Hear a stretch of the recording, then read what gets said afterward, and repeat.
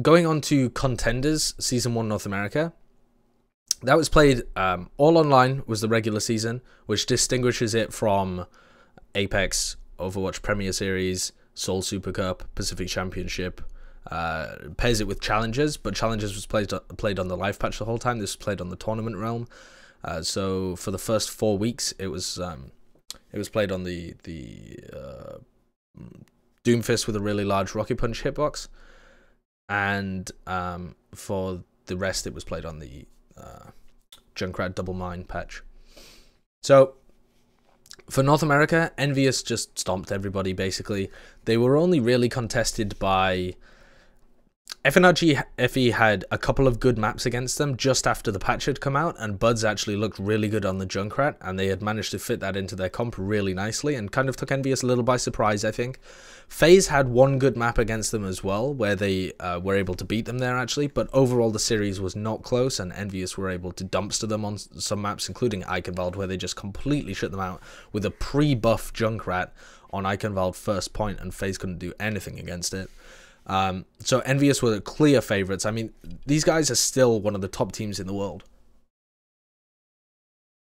And even though they've not had an opportunity to show that against the other elite teams right now, for example, a competition right now between GC Busan, Runaway, Cloud9, Lunatic High, Miraculous Youngster, Ardiont from the Pacific Championship, Envious, Misfits, Giganti. I mean, if you had an 8-man tournament, that was 9.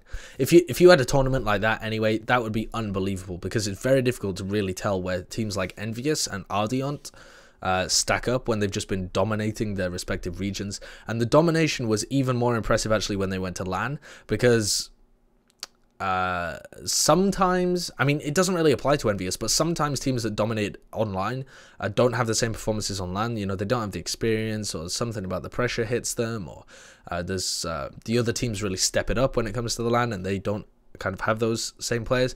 Envious are LANimals, to use the UK phrase, and they just destroyed everybody. They made FaZe look like dribbles, though not as much as MLG Vegas. So the next team was obviously FaZe. They were having good performances, really consistent throughout the entirety of the competition, playing this Genji Tracer throughout most of it. They played a little bit of Pharah as well, which I quite liked, because they had Shadowburn run it a lot of the time without a Mercy, just with a Harmony Orb on him, which I actually prefer, especially if you're playing, or rather mostly if you're playing against a Pharah Mercy. I feel like you get more utility on the ground in that sense, particularly in the previous meta. Not really talking about this one, obviously, where Mercy is fucking unbelievably strong. But yeah, very consistent performance from them. Envision started off super hot. If you look at the matches from Envision, you'll see exactly when they started to go downhill. In fact, you might see it from this. You can see it from the Elo peak as well. I mean, look at this. This is just them just doing nothing in the Beat Invitational, like actually just sucking. And then they come into Contenders, and they were playing. They'd lost their previous main tank, who I believe was Kofi, or Coffee. I don't know how you're supposed to pronounce that. It's a weird spelling. And then they had Christopher for these initial games. They managed to beat Rogue when Rogue are playing from Canada on laptops and stuff. Rogue are a whole different beast that we'll touch in a bit. But that was an impressive performance by Envision. They really looked very coordinated during that game. Then they beat Immortals again, hit them while they're slumping, but very coordinated, looked good. Beat Renegades, who at that point were starting to drop off a little bit, but it still looked like, you know, Envision are probably going to be favored in that matchup. Oh, sorry, I'm thinking Kungana. Yeah, they beat Renegades. That game was actually easy. I was thinking Kungana. There's the game against Kungana, where Kungana was starting to drop off a little bit because they had this internal drama happening behind the scenes, which otherwise would have been a really good game, I think. Envision managed to come away with the win. They actually look reasonable there. They look like they're starting to drop off a little bit, and then they just kind of shit the bed. They lose to FNRG FE. They just kind of get crushed in that game, actually. They look like they've completely lost the plot. And then they get demolished by Envious, just not even close. They get shit stomped. Then they get shit stomped by FaZe. Then they get shit stomped by FaZe at the finals as well. So, I mean, this was a team that really peaked early on in the tournament and had a fantastic ability to get upsets over Rogue and Immortals when they were slumping at the early part of the season. But if we're being honest, we're not the third best team in North America overall. Like, if we're being honest here, they're not the third best North American team. FNR GFE managed to squeak into the playoffs as well because they had a good run towards the end of the season. I wonder if that's shown as well. Kind of. They lost to Faze early on. Then they lost to Kungana, actually, which was, I think, was just Kungana playing to actually their potential. That game should have always have been very close, I think, between the two. When Kungana's playing at peak performance, but they started dropping off mad towards the end of the season. And then they actually get the win over Rogue, which I thought was a very impressive performance from them. Went to 5 maps. Rogue were playing reasonably during that. I mean, compared to their early performances at the beginning of the season. Then they get the win over Immortals, who just looked like fucking, like Contenders Season 1 was their version of hell for the entirety of the season. Lose to Envious, obviously. Then they have a very strong end to the season, beating Envision and Renegades. They looked like they were going to easily beat them. I think they took their foot off the gas pedal a little bit because that one actually went to 5 maps and nearly allowed Rogue to go to playoffs. And then they lose to Envious. It was as close as you could expect it to be, the actual playoff game at LAN against Envious. It was the 3-0. It wasn't that close, but FNR GFE put up a decent fight, and they actually look like they're a reasonable team. But not on the level of Faze, certainly not on the level of Envious. They're just a reasonable team. Rogue, I think, were kind of robbed of a playoff thing because they shit the bed so hard at the beginning of the season. I mean, they have only themselves to blame, frankly, though, because they came off a 44 win streak in the West, undefeated in the West since they'd formed with this roster, immediately go in and lose to Envision because they're like playing from Canada, which is the thing that people always bring up. It's like playing from Canada on shit laptops, but they know that they're in Canada on shit laptops, and I don't know the details of the situation, but it seems to me like if you were playing a really big competition that's got a LAN at the end of it, you kind of want to sort your shit out and like buy laptops or whatever. Anyway, they beat Renegades, but then they lose to FNR GFE. So that Renegades game as well, this loss to Envision's doubly shit because Wins was focusing on a Quake tournament instead of focusing on Overwatch, which actually he ended up doing reasonably well in. I think he got to the semi-finals or something. So fair play to Wins, but I'd be a bit annoyed as the team if you come off a 44 win streak in the West, absolutely undefeated, at times crushing Envious, beating Selfless, and I say at times, they had one game where they crushed Envious, and then they had one game where it was a really close win over them as well. Really close wins over Selfless, and then you come back and lose to Envision. I mean, I'd be frustrated to say the least. And then they just had bad performances against everybody else. They had a 5-map loss to FNR GFE.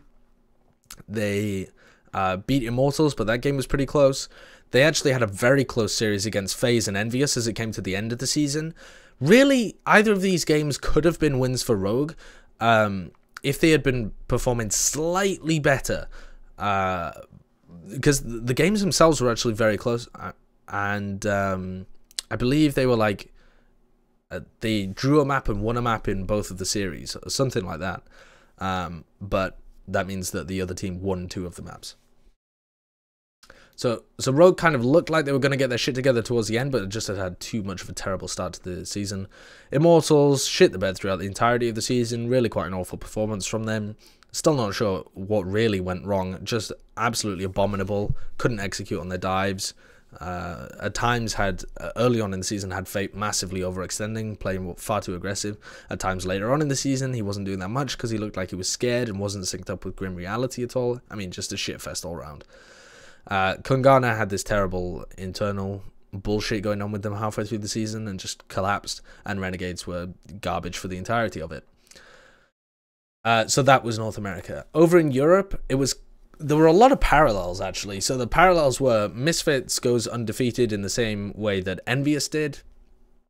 There was a secondary team right behind them that looked like they were pretty good. Actually, though, this is where it starts to get different for Europe because there was really a top 3, in my opinion.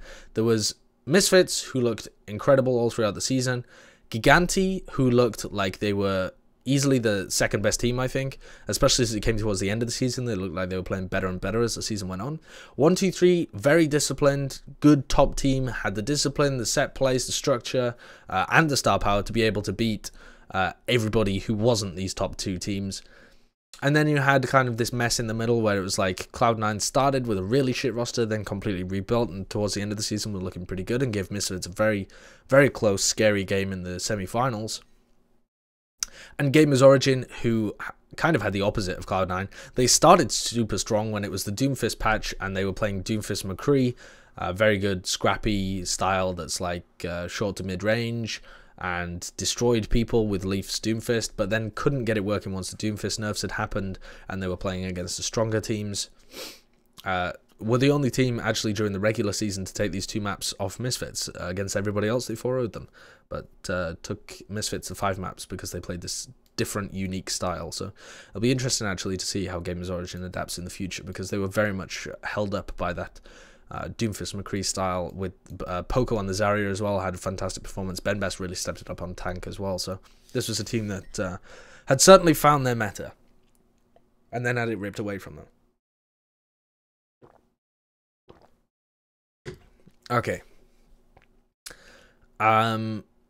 Then Team Singularity started out with a Danish roster. I think they only played 2 weeks with them. Okay, 1, 2. Yes, they played 2 weeks with this Danish roster, the roster that everyone knows Team Singularity for having, with kind of Danny, Nerf, Lint, Craggy, Manda.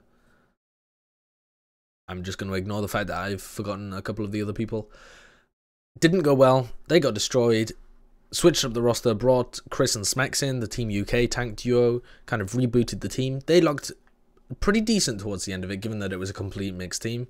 They actually performed relatively well and picked up 2 wins towards the end of the season. E-United were kind of the immortals of Europe. They shit the bed hard. And Bazooka Puppies obviously were the fucking renegades of Europe, because they were just tragic throughout the entirety of the season. In a completely different way to Renegades. I mean, Bazooka Puppies were, I think, the worst team in Contenders in either of the regions. They looked like they had very little teamwork or synergy between the separate parts of their team. And the tanks at times were not pulling their weight, in my opinion. E-United had real difficulty, and a little bit like Immortals, I'm not sure where it all went wrong, because both of those two teams won Contender Season 0 and then came very, very close to the bottom in Contender Season 1 and looked like it was a shocking fall from grace. Definitely some problems adapting to the meta, not being able to play their style. And then when it went on to the LAN playoffs, this is where the big upsets happened, because immediately from this game you could tell that things were not going right for Misfits, because they'd gone 27-2? Yeah, 27-2 in terms of their map score. Only lost these 2 maps to Gamers Origin, who weren't even at the playoffs and had their style completely neutered by a nerf in the patch. And then Misfits have an incredibly close game against Cloud9, where Logix is shut out for basically the 2 maps that they lose. Logix was completely shut down, and then managed to have some big carry performances on some of the other maps when Cloud9 had other things to worry about. And Tvik actually came massively alive at the end of Ilios, which was how they won in the 5th map. Over on the other side, 1-2-3 were missing their main tank, Tonic, and so Nomi had to fill in for them. Nomi didn't look great. The team as a whole was running completely different strategies as well, so they were also not giving that much support to Nomi, so it seems a bit unfair to judge Nomi by that performance. Hafikul, for example, who's normally the diva who's supporting Tonic in quite a lot of these engagements, was playing stuff like Junkrat and Genji a lot of the time, because not like throwing or anything, or not that it was bad from him, it was just that they had to have a different style, because if they were playing the same stuff but with a different tank, when their style is so formulaic and relies so much on discipline, structure, teamwork, knowing the set plays, that was never going to work. So they just decided to throw like a wrench into the mix, but it didn't work against Giganti. And then we had this nuts grand final where Giganti were able to beat Misfits in a best of 7 started out the series incredibly strong, won Oasis pretty easily actually, gone to Eichenwald and Misfits win, Temple of Anubis, Giganti pull out the victory, Route 66 again Giganti with a very strong performance on Route 66, and this is where the fuckery happened with a weird rule change, or rather weird rule interpretation, where Eichenwald and Temple of Anubis were allowed to be picked again. Eichenwald again, Misfits win because it really looked like they had an idea of how to play the map and Giganti had kind of forgotten. Oops, what are we doing? And then when they went back onto Temple of Anubis, Temple of Anubis is such a shit fest in terms of you never really know which team's going to win. It can be very kind of 50-50 in terms of which pushes actually end up executing, and Misfits ended up able to adapt and took it, and then Ilios was a crushing from Giganti. The scoreline doesn't quite show how crushing it was, but Giganti walk away with the victory in that one and were the champions. But you didn't really have, I mean, this is one of the only places where you don't really have kind of a dominant winner who looks like the clear best in the region, because Misfits were clearly better throughout the regular season than Giganti, but ended up coming, I mean, if you look at their map score, you can see that Giganti were actually dropping maps to other teams as well, not just Misfits. They dropped 4 maps to the rest of the pack as well. Not quite the same kind of dominant performance, whereas teams like Miraculous Youngster, teams like Ardiont, teams like Envious, teams like kind of GC Busan as well, other than their games against Runaway, have looked dominant when they've been getting their wins. So yeah, something slightly more interesting in Europe. I think the depth of talent in Europe is still pretty significant, despite the scene being robbed a little for Overwatch League. 123 and Cloud9 are still very good teams. Gamers Origin as well, with the style that they played, were very strong. And there was potential there for some good teams in Contenders Season 2, as there is in North America.